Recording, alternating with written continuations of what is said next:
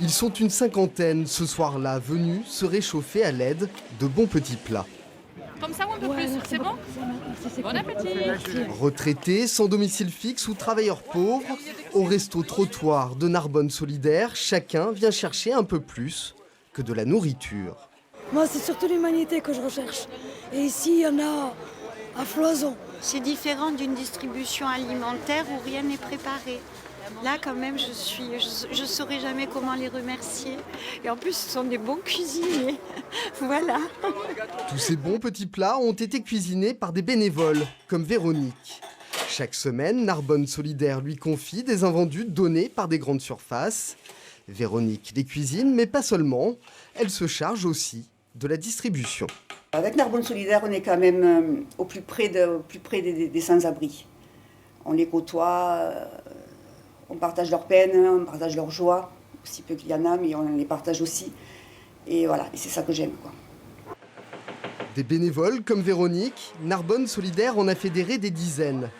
Benoît Pérez, le jeune entrepreneur qui a lancé le mouvement, peut même compter sur la participation régulière de restaurants et de commerçants. On ne peut pas réussir sa vie si on ne donne pas pour les autres. Et ça, j'y crois profondément. Et puis parce que j'ai eu des difficultés aussi dans ma vie, que un jour c'est moi qui vais faim dans la rue, et qu'il y a des gens qui m'ont aidé, simplement. Donc chacun son tour.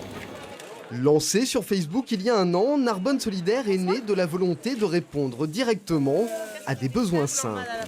Le mouvement s'est constitué en association mais refuse toujours les subventions.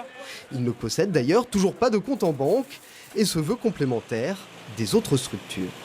Aujourd'hui, le besoin le soir, c'est vrai que c'est la nourriture. Les associations ne sont pas ouvertes, c'est un peu plus compliqué pour qu'ils mangent le soir.